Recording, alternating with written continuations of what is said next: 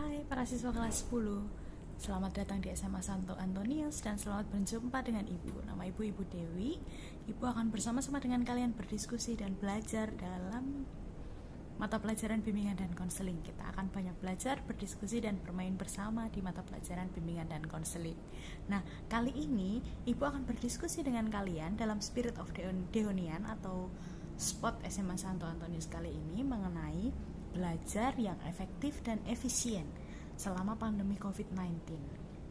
Nah, selama pandemi COVID-19 ini pasti kalian mengalami perubahan cara belajar, jam belajar, waktu belajar, teknik belajar, dan lain-lain. Tentunya kalian harus menyesuaikan diri. Sudah bisakah kalian menyesuaikan diri dengan situasi kita saat ini? Tentunya sebuah penyesuaian diri itu proses yang harus kita jalani. Nah, proses ini apakah sudah kalian lakukan dengan baik, sudah berhasil atau belum? Mari kita diskusikan bersama-sama.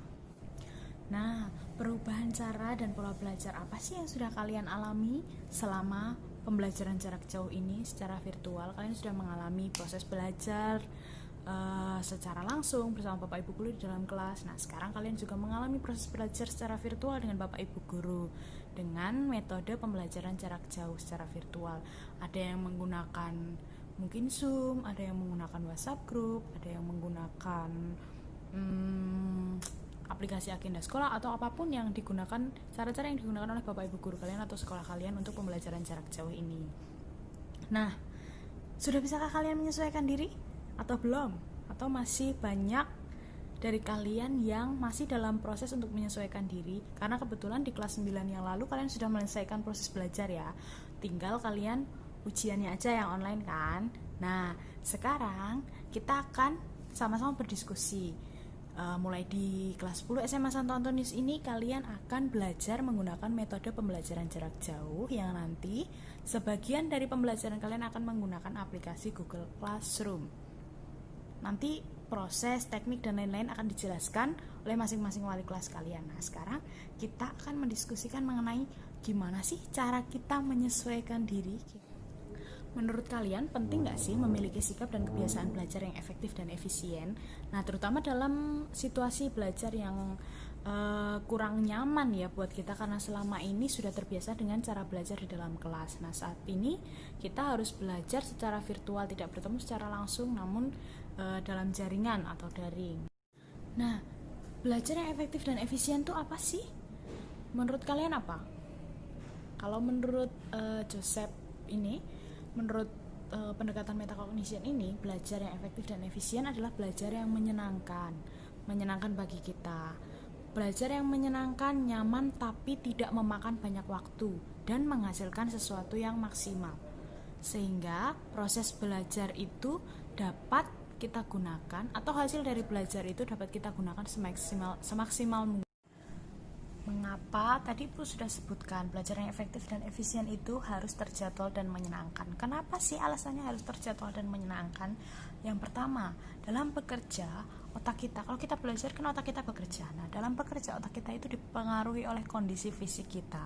Nah, kalau kondisi fisik kita itu capek, otak kita tidak dapat bekerja dengan maksimal.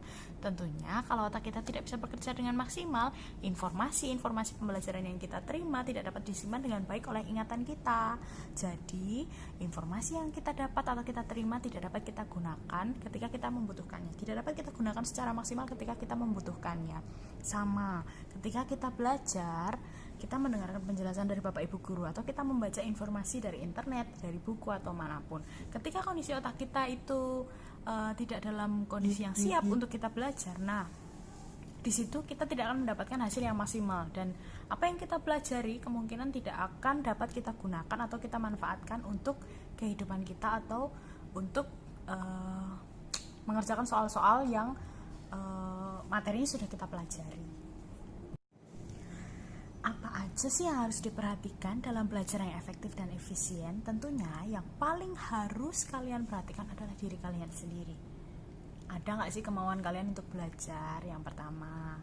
Yang kedua, emosi kalian harus positif. Emosi itu ada yang positif, ada yang negatif. Nah, dalam belajar yang efektif dan efisien, kita membutuhkan emosi yang positif agar ketika kita memiliki emosi yang positif, kekuatan otak kita juga meningkat. Nah, ketika kekuatan otak kita meningkat, itu akan mempengaruhi keberhasilan kita dalam belajar. Ketika kita berhasil dalam belajar, maka kehormatan diri kita akan meningkat. Kehormatan diri ini meningkat ketika kita berhasil dalam belajar sehingga dapat menghasilkan sesuatu yang baik. Jadi kita merasa bahwa diri kita berhasil dalam mengerjakan segala sesuatu, berhasil dalam belajar, contohnya dalam hal ini, maka kehormatan diri kita akan meningkat dengan mendapatkan nilai yang baik. Oh, bisa mengerjakan ini itu, bisa mengerjakan soal ini itu, maka kehormatan diri kita akan meningkat, kepercayaan diri kita akan meningkat. Nah, ini dihasilkan dari emosi diri kita yang positif. Maka hal utama dan pertama yang harus kita miliki adalah kemampuan untuk mengolah emosi yang positif ketika akan belajar. Yang harus kita perhatikan juga dalam diri kita adalah, tanyakan dalam dirimu, belajar itu bermanfaat nggak sih buat aku? Apa sih manfaatnya buat aku? Aku butuh nggak sih belajar untuk kedepannya, untuk kehidupanku? Aku membutuhkannya nggak? Nah, itu hal penting juga. Ciptakan minat dalam dirimu untuk belajar. Yang selanjutnya adalah temukan cara belajarmu. Selama ini sudah ketemu belum cara belajar kamu? Tipe gaya belajarmu seperti apa? Di sini Ibu akan bahas 3 jenis gaya belajar. Yang pertama adalah gaya belajar visual. Ayo, siapa? Ciri-cirinya gaya belajar visual adalah dengan sering coret-coret. Kalau dengerin gurunya jelasin di kelas, dia coret-coret, bikin catatan-catatan penting atau catatan-catatan kecil mengenai materi yang sudah dijelaskan oleh guru. Yang kedua, berbicara dengan cepat. Jadi orang yang belajar dengan gaya belajar visual adalah dia sering berbicara dengan cepat karena dia menguasai materi, maka dia berbicara dengan cepat. Yang ketiga adalah dia lebih senang melihat sesuatu, belajar sendiri daripada mendengarkan penjelasan dari orang lain. Jadi ketika guru menjelaskan tuh agak kurang dapat menerima. Maksudnya dia akan lebih paham ketika dia membaca sesuatu daripada dijelaskan oleh orang lain. Jadi dia belajar dengan dirinya sendiri. Itu satu, cara belajar visual. Ayo coba diperhatikan, ada nggak dari kalian yang cara belajarnya visual? Yang kedua, gaya belajar kinestetik. Jelas, ini berhubungan dengan gerak, kinestetik. Teman-teman dengan cara belajar kinestetik adalah mereka yang belajar dengan bergerak. Maksudnya gini, ketika mereka belajar, mereka harus melakukan aktivitas yang lain selain membaca misalnya. Ketika mereka membaca, mereka harus sambil jalan, atau ketika mereka membaca, mereka harus sambil mulutnya ketika menghafalkan sesuatu, mulutnya harus bergerak. Mereka sambil menghafalkan sambil melafalkan apa yang mereka hafalkan. Nah, ketika di dalam kelas pun mereka merasa sulit untuk duduk diam. Nah, ketika mereka duduk diam tuh mereka tidak bisa menerima informasi yang diberikan oleh Bapak Ibu guru. Maka mereka harus melakukan sesuatu yang lain. Sambil mendengarkan tuh mereka sambil menggerak-gerakkan pulpen atau menggerak-gerakkan kaki atau apapun. Nah, ini cara belajar kinestetik. Ada nggak yang cara belajar yang kinestetik? Nah, yang ketiga adalah cara belajar auditorial. Apa sih cara belajar auditorial? Cara belajar auditorial adalah mereka yang belajar dengan dirinya sendiri. Mereka lebih senang mendengarkan penjelasan dari guru. Ini kebalikannya dari yang visual.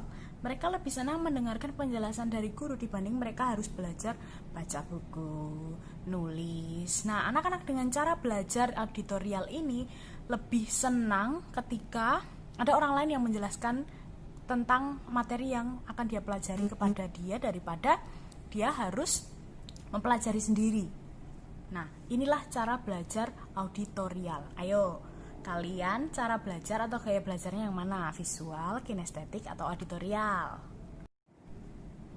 Ini adalah beberapa hal yang perlu diperhatikan juga dalam belajar yang efektif dan efisien. Yang pertama, lingkungan belajar. Ketika kalian belajar, kalian menginginkan hasil yang maksimal. Nah, ketika kalian menginginkan hasil yang maksimal itu, kalian harus belajar di lingkungan yang nyaman. Misalnya ketika pembelajaran jarak jauh ini, kalian merasa nyaman ketika sedang belajar online di dalam kamar misalnya, atau kalian belajar sambil di luar rumah di taman misalnya, sambil lihat yang segar-segar, lihat hijau-hijau, lihat tanaman-tanaman.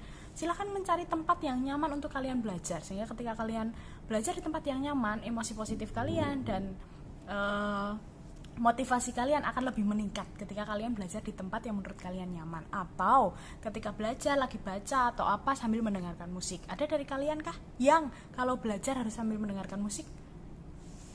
Yang selanjutnya, kenali teknik belajar yang kalian gunakan. kalian lebih mudah belajar dengan cara apa sih? Misalnya membuat catatan-catatan penting, catatan-catatan kecil untuk belajar inti-inti dari materi yang kalian pelajari, atau membuat peta pikiran, atau membaca. Dengan membaca aja kalian bisa memahami apa yang kalian pelajari. Kalian harus menemukan teknik belajar yang kalian gunakan. Selanjutnya adalah sumber belajar. Sumber belajar ini juga penting, terutama karena masa pandemi COVID ini kalian tidak memiliki buku untuk sumber belajar. Nah, tapi kesempatan yang luas kalian dapatkan untuk mencari informasi sebanyak-banyaknya dari internet. Nah, di internet itu ada banyak e-book, ada banyak informasi yang bisa kalian dapatkan. Tentunya kalian sudah sangat bersahabat dengan internet, dengan Google dan lain-lainnya. Kalian bisa mencari informasi sebanyak-banyaknya melalui internet mengenai sumber belajar. Dimanapun, baik dari dalam maupun luar, kalian bisa mencari informasi sebanyak-banyaknya mengenai materi pelajaran yang akan kalian pelajari melalui internet. Nah, yang gak kalah penting, terakhir tapi penting banget adalah waktu belajar. Kapan sih kalian paling nyaman dalam belajar? Selain PJJ yang harus mengikuti jadwal dari sekolah dengan Bapak Ibu Guru, kalian juga harus tahu waktu belajar yang paling tepat buat kalian, paling nyaman buat kalian belajar itu kapan sih untuk mendalami materi-materi yang kalian dapatkan dari Bapak Ibu Guru atau dari sekolah. Pagi kah, siang kah, sore kah, malam kah? Nah, kalian harus menemukan itu. Dicoba-coba aja. Kalau belajar pagi tuh, oh gini, kurangnya gini. Oh kalau pagi tuh sering ada yang ganggu. Oh kalau siang tuh ngantuk. Berarti kalian harus belajar sore misalnya, habis mandi sore kalian belajar baca-baca lagi apa yang tadi udah dipelajari dengan Bapak Ibu Guru atau teman-teman. Atau malam ketika mau tidur. Oh kalau malam tuh aku lebih bisa cepat menangkap mata pelajaran, menangkap materi yang tadi diajarin guru, jadi aku mau ngulangnya di malam hari. Nah itu harus kalian temukan. Dan juga lama waktu belajar, berapa lama sih? Misalnya dalam sehari kalian akan mendalami materi yang sudah kalian dapatkan selama 10 menit, 20 menit, 30 menit, itu juga menentukan. Belajar yang lama, terlalu lama juga tidak baik. Tapi kalian harus tahu berapa lama sih waktu kalian dapat berkonsentrasi untuk mempelajari sesuatu hal sehingga apa yang kalian pelajari itu benar-benar maksimal dan dapat kalian terima, dapat kalian serap, dan dapat kalian gunakan nantinya. Nah, mari kita memulai kebiasaan belajar yang efektif dan efisien mulai dari sekarang. Kalian adalah anak-anak yang beruntung. Selamat belajar, selamat berjuang, selamat menemukan cara belajar, teknik belajar, dan waktu belajar yang terbaik untuk kalian. Salam Lokoresa, sampai bertemu di pelajaran bimbingan dan konseling di SMA Santo Antonius.